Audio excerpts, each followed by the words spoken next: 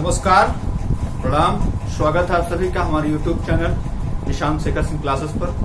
मित्रों, जैसा कि हमने बताया था पिछली वीडियो में कि यूपीएसआई के विषय में हम लोग एक स्पेशल क्लासेस चला रहे हैं, उसी के कड़ी में आज हिंदी की पहली क्लास जो यूपीएसआई के लिए होगी वो हिंदी की किस प्रकार से हम लोग पढ़ेंगे और कहाँ से प्रश्न बनता है हिंदी से, मतलब जहां से आज शुरू होगी क्लास वहीं से हिंदी के प्रश्न यूपीएसआई में किस प्रकार से बनता है, सारी चर्चा पर चर्चा होगी। जैसे देखिए, पहला शब्द हमने क्या लिख रखा है, पहला शब्द है हिंदी।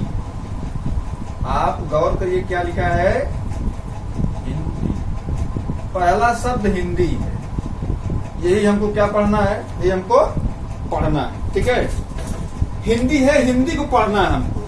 अब हिंदी जो शब्द है, हिंदी शब्द से ही कई प्रश्न बनते हैं। अच्छा, पहले तो हम ये देख लेते हैं कि हिंदी जो शब्द है इसका विकास कैसे हुआ। हिंदी जो शब्द है इसका विकास, ये हिंदी आई कहां से, क्या बहुत पहले से हिंदी है या जब बहुत पहले से नहीं है, तो हिंदी का विकास, ये जो रूपांतरित क्रम है ये किस प्रकार से आया है, इसके विषय में भी हमें चर्चा करनी चाहिए। तो आइए चर्चा करते हैं। देखिए, जैसे हिंदी है तो हिंदी सर्वप्रथम जो भाषा हमारे बीच में आई थी वो थी कौन सी, संस्कृत। जो हिंदी की, अभी हम बताएंगे यहां से प्रश्न कैसे बनता है। उसके बाद जो हिंदी है उसके बाद कौन सी आई थी, पाली।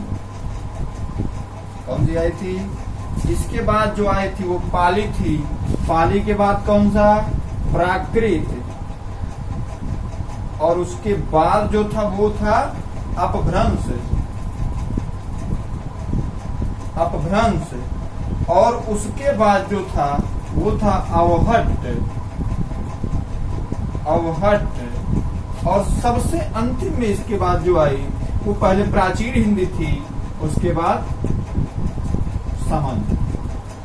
ये इतनी चीजें, हिंदी का जो विकासानुक्रम है वो इस प्रकार से परीक्षा में सीधे सीधे पूछा जाता है। तो ये विकासानुक्रम आप लोग याद करके रखेंगे, यूपीएसआई के दृष्टिकोण से बहुत महत्वपूर्ण है। ये संस्कृत, यहीं से पहला प्रश्न यहीं से बनता है, मतलब जहां से हिंदी का विकास होना शुरू हुआ, प्रश्न बनना वहां से क्या हो गया, शुरू हो गया। जैसे देखिए, जब हमने कहा संस्कृत से इसका विकास, हिंदी का जो विकास हुआ वो संस्कृत से हुआ है, तो पहला प्रश्न यहाँ बनता है कि हिंदी की आदि जननी कौन है।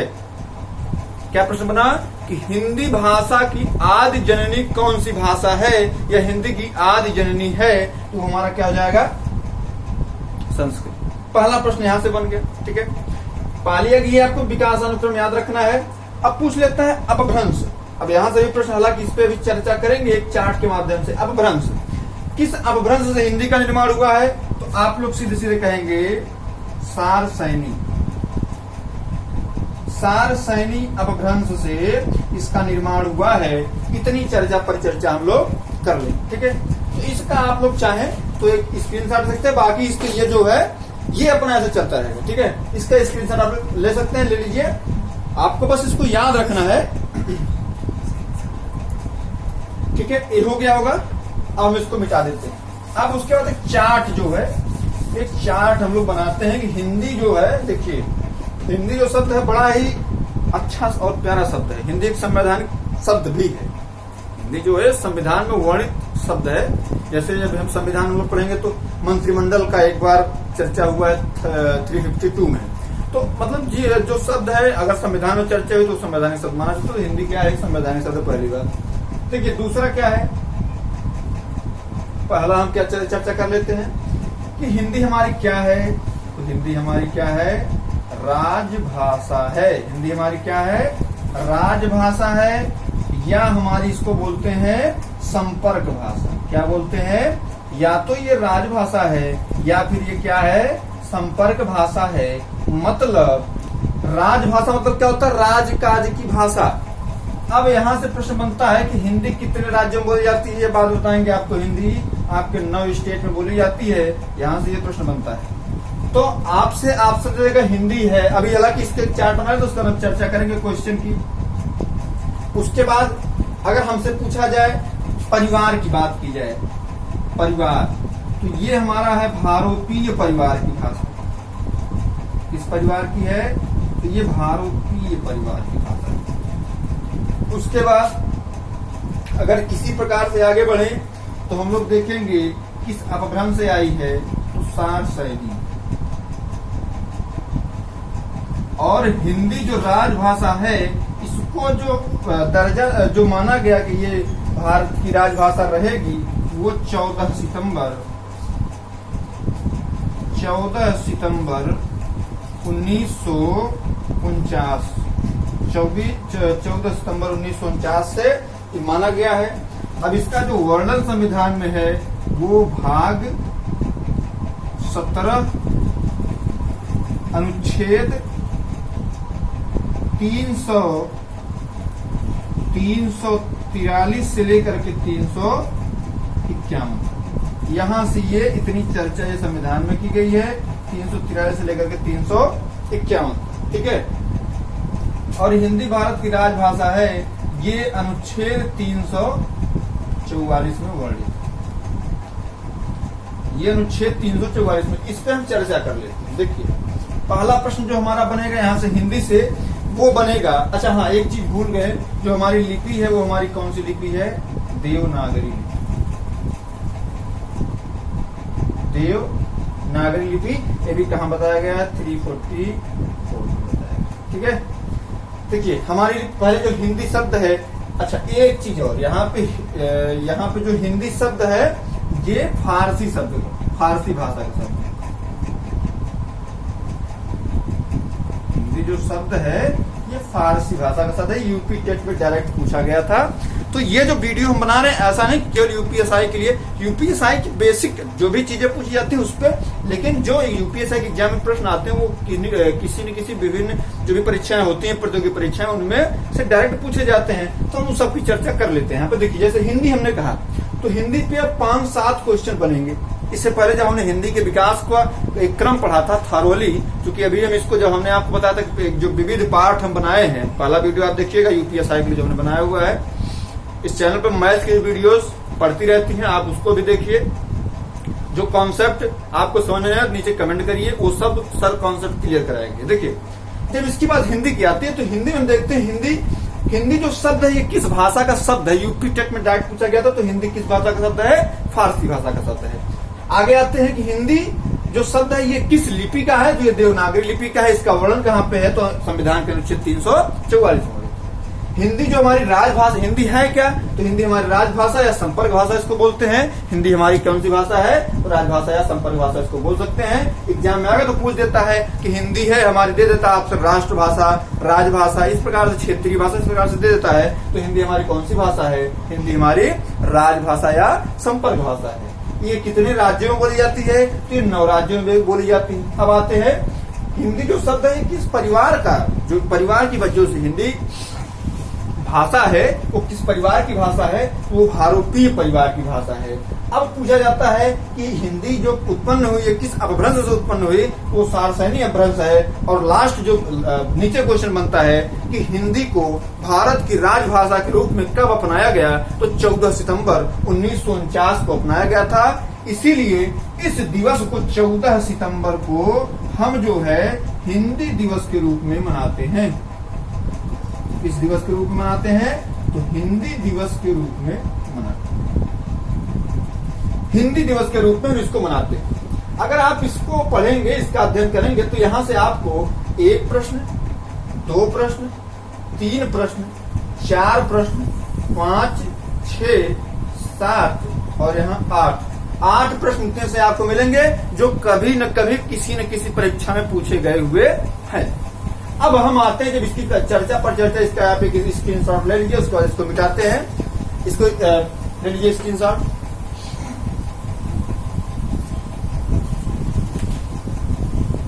हम मिटा रहे हैं इसको। अब आगे इसी चर्चा परिचर्चा में हम काम करते हुए, जो देखिए हमने आपको बताया था जो पढ़ाने का एक सिस्टम होगा। हम सबसे पहले आपको 2-3 चीजें पढ़ा दे रहे हैं। देखिए हम जो पहले आपको पढ़ाएंगे वो होगा वर्णमाला। क्या होगा? वर्णमाला होगा।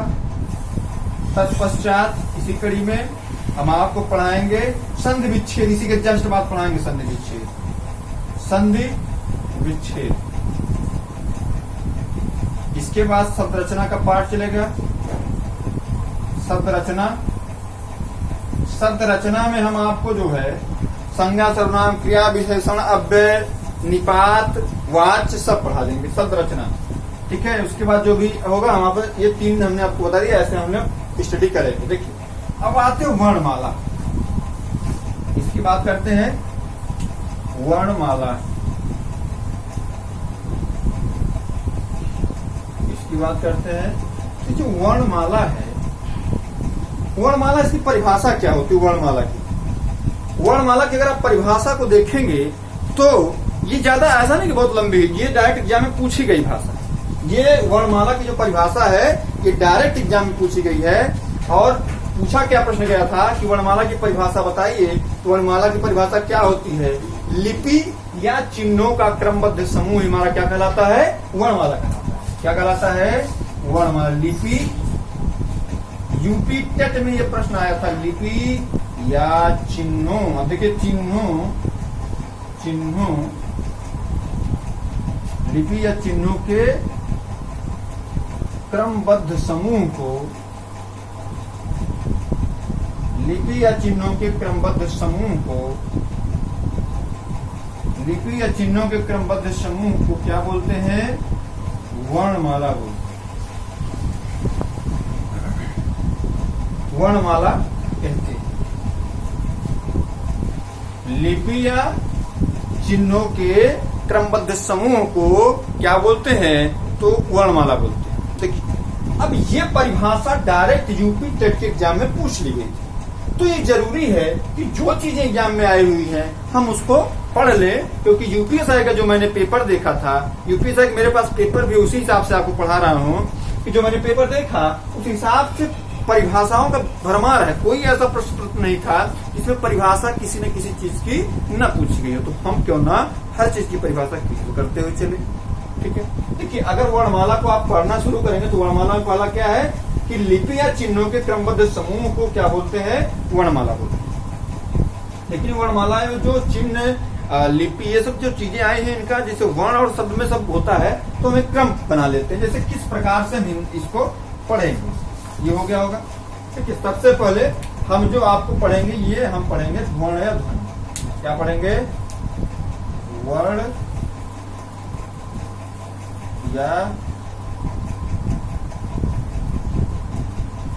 या ध्वनि। ठीक है, इसके बाद वर्ण या ध्वनि, इसके बाद अक्षर को पढ़ेंगे।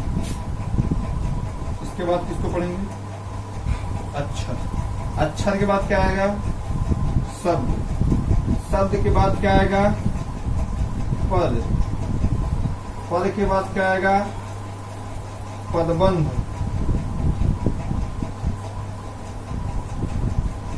और लास्ट में जो आएगा वो होगा हमारा वाक्य। मतलब पहले हम वर्ण या ध्वनि को बारे में जान ले, परिभाषा सहित अक्षर के बारे में जान ले, शब्द के बारे में, पदबंध और वाक्य के बारे में जान लेते हैं, यहाँ से किस प्रकार से प्रश्न आता है। ठीक है, अब पहले हम वर्ण ध्वनि को, पहले ध्वनि जो हमारा है मेन, मतलब ऐसा नहीं सबसे पहले वर्ण आ गए, सबसे पहले ध्वनि। ध्वनि का मतलब क्या है? लिपि या चिन्हों को व्यक्त करने का जो माध्यम है वो हमारा क्या कहलाती है? ध्वनि।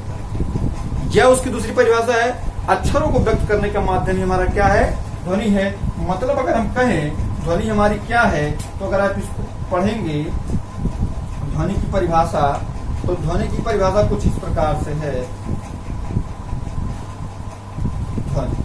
ध्वनि की परिभाषा ये है कि लिपि या चिन्हों को, लिपि या चिन्हों को व्यक्त करने का माध्यम, लिपि या चिन्हों को व्यक्त करने का माध्यम ही क्या है? ध्वनि क्या है? लिपि या चिन्हों को व्यक्त करने का माध्यम। इतनी बात क्लियर है। वर्ण पे आते हैं। वर्ण की जब हम बात करेंगे तो मुख से निकलने वाली प्रत्येक, हम वर्ण की बात कर लेते हैं। जब वर्ण की बात करेंगे तो वर्ण में वर्ण में हमें कुछ नहीं करना है। वर्ण में हमें ये करना है कि मुख से निकलने वाली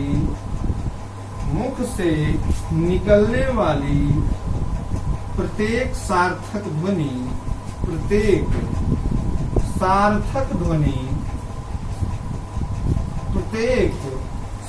ध्वनि हमारा क्या कहलाती है? वर्ण कहलाती है। बहुत बेसिक से मैं आपको पढ़ा रहा हूं, इतनी बेसिक से कोई पढ़ाता नहीं। बेसिकली एकदम जो भी चीजें हैं हर चीज क्लियर कर दो, ताकि अब आने वाले किसी भी एग्जाम में अगर आप बैठे तो वहां से हिंदी के प्रश्न हमारे वीडियो से बाहर न जाए। जो भी प्रश्न हो इन्हीं वीडियोज में से हो, आपको भी खुशी होगी कि हमने वीडियो देखी, अच्छी वीडियो थी, आप और लोगों से बताएंगे। इसीलिए मैं जो भी मटेरियल मेरे पास है, हर एग्जाम के दृष्टिकोण से आपको मटेरियल प्रोवाइड कर रहा हूं। उसके बाद क्या आते हैं? अक्षर। इस पे आते हैं अक्षर, ठीक है। अब ध्वनि हमने पढ़ लिया, वर्ण। अब अक्षर कैसे होगा? तो यही होगा वर्ण में। अब ये समझने वाली बात है, वर्ण में जब स्वर जुड़ कर आता है, वर्ण में जब स्वर जुड़ कर आता है तो हमारा क्या कहलाता है?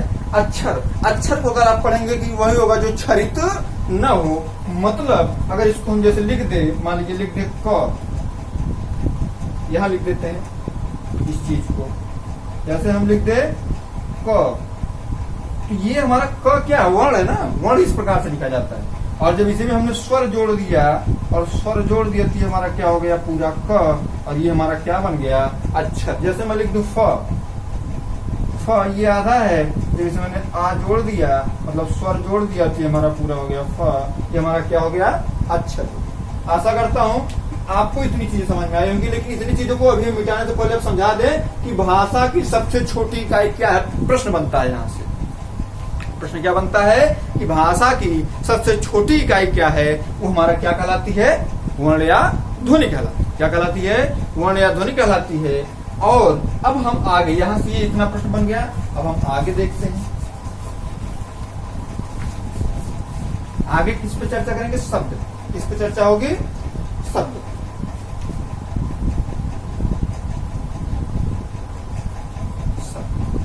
तो क्या है? अक्षरों का सार्थक समूह ही हमारा क्या कहलाता है? शब्द कहलाता है। क्या कहलाता है? शब्द। अक्षरों का सार्थक समूह, अक्षरों का सार्थक समूह क्या कहलाता है? अक्षरों का सार्थक समूह ही शब्द कहलाता है। ठीक है, अक्षरों का सार्थक समूह ही क्या कहलाता है? तो अक्षरों का सार्थक समूह ही शब्द कहलाता है। ठीक है, शब्द क्या है? तो अक्षरों का सार्थक समूह ही क्या कहलाता है? शब्द कहलाता है। बात क्लियर है?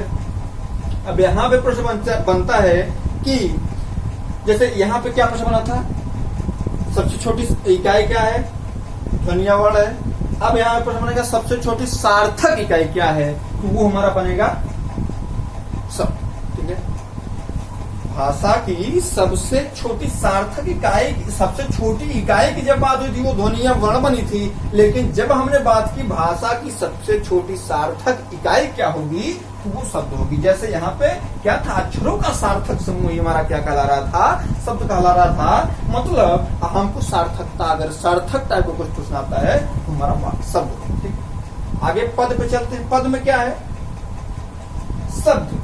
देखिए, एक शब्द जिसे मैं जो परिभाषा बनाया हूं सब एक कड़ी से आप पढ़ेंगे तो आपको दिक्कत नहीं होगी पढ़ने में। पद में क्या है? देखिए, पद का कुछ इस प्रकार से, जिस शब्दों का कुछ भी हो, शब्द का वाक्य में प्रयुक्त होना। क्या है? शब्द का वाक्य में, शब्द का वाक्य में प्रयुक्त होना, शब्द का वाक्य में प्रयुक्त होना क्या कहलाता है? शब्द का वाक्य में प्रयुक्त होना हमारा क्या कहलाता है? पद कहलाता है। ऐसे मैं ऐसे लिख दूं, राम जी जाते हैं वन। ये हमारा पद हो गया ना, ये राम जी जाते हैं वन पद हो गया। इसके बाद किसकी जरूरत पड़ेगी? पदबंध, है ना। पद तो हम कुछ भी लिख दे, क्या है शब्द का वाक्य में प्रयुक्त होना हमारा क्या कहला रहा है? पद कहला रहा है। पद से तो कुछ होने वाला है नहीं भाई, तो इसलिए हम पदबंध पे चर्चा कर लेते हैं। ठीक है, किस पे चर्चा कर लेते हैं? पदबंध। पद जो ये पद है, ऐसा नहीं है, जो पद है पदों को व्यवस्थित क्रम में बांधना। जो पद है पदों को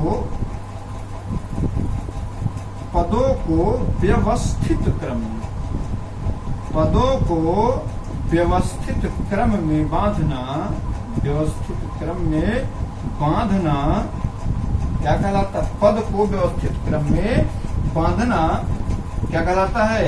पदबंध कहलाता है। ठीक है, पदों का व्यवस्थित क्रम में बांधना क्या कहलाता है? पद कहलाता है। जैसे अगर मुझे लिखना हो, जैसे मुझे अगर लिख देना हो कि राजेश गाड़ी चलाता है,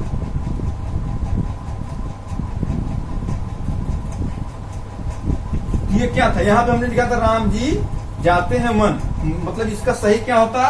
अगर पदबंध बनाते तो राम जी वन जाते हैं, राम जी वन जाते हैं। ये हमारा पदबंध है। मतलब पदों का व्यवस्थित क्रम में बांधना हमारा क्या कहलाता है? पदबंध कहलाता है। अब हम आगे चर्चा करते हैं। आगे जो सबसे लास्ट का इस पार्ट में है वो है हमारा वाक्य। क्या है? वाक्य। क्या है? वाक्य है। वाक्य की परिभाषा क्या है भैया? तो वाक्य की जो परिभाषा है वो कुछ इस प्रकार है कि शब्दों का वह सार्थक समूह, शब्दों का वह सार्थक समूह जो पूर्ण अर्थ दे, शब्दों का वह सार्थक समूह जो पूर्ण अर्थ प्रदान करे। जैसे मल्लिक की परिभाषा, शब्दों का वह सार्थक समूह, शब्दों का वह सार्थक समूह जो पूर्ण अर्थ प्रदर्शित करे।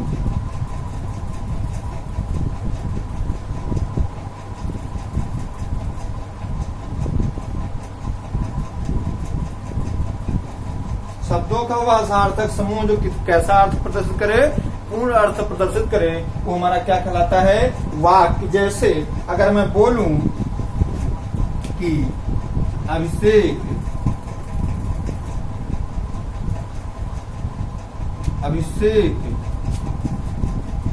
संगम जा रहा है, अभिषेक संगम जा रहा है। अगर हम ऐसा कुछ करते हैं, अभिषेक संगम जा रहा है, तो ये हमारा क्या हो जाएगा? ये हमारा एक वाक्य बन रहा है। जैसे और दूसरा मैं बोल दूं कि पिताजी बाजार जा रहे, पिताजी बाजार जा रहे थे। इस प्रकार से अगर हमको बोलना हो तो हमारा क्या हो जाएगा? वाक्य। देखिए अब यहीं पे पूछ देता है कि भाषा की पूर्ण इकाई क्या है? भाषा की पूर्ण इकाई क्या है? वो हमारी क्या हो जाती है? वाक्य। मतलब अगर इतना हम पढ़े तो 3 प्रश्न बनते हैं। कौन कौन सा? कि भाषा की सबसे छोटी इकाई क्या है? तो क्या होगी? ध्वनि या वर्ण होगी। आपको याद करना होगा, कंठस्थ करना होगा। पहला हमने तो क्या प्रश्न बनाया इससे कि भाषा की सबसे छोटी इकाई क्या होगी? तो वो वर्ण या ध्वनि होगी। दूसरा प्रश्न क्या बना यहाँ पे? जब हम लोग किसको पढ़े? शब्द को, तो वहां पे प्रश्न बना कि भाषा की सबसे छोटी सार्थक इकाई क्या होगी? वो हमारी क्या होगी? शब्द होगी। वो हमने पढ़ा, प्रश्न डायरेक्ट आया हुआ है। फिर तीसरा प्रश्न जो बना, भाषा की सब पूर्ण इकाई क्या होगी? भाषा की पूर्ण इकाई क्या होगी? तो वो हमारा क्या होगा? वाक्य। देखिए आज के वीडियो में हम इतनी ही चर्चा परिचर्चा करेंगे। अगला जो वीडियो का वर्णमाला का बेसिक मतलब कब वर्णमाला में 52 वर्ण हम गिनेंगे, कब वर्णमाला में 44 वर्ण गिनेंगे, अगर स्वर लेंगे तो कब 13 स्वर माना जाएगा, कब 11 स्वर माना जाएगा और कब 10 स्वर माना जाएगा, सबकी चर्चा अगले वीडियोस में करेंगे। इस वीडियो को अगर आपको अच्छा लगा हो तो आप प्लीज लाइक, सब्सक्राइब और शेयर जरूर कर दें। यह प्रत्येक परीक्षा के लिए रामबाण वीडियो है, आप इसको देखते ही शेयर करें। जय हिंद, जय भारत, जय श्री राम।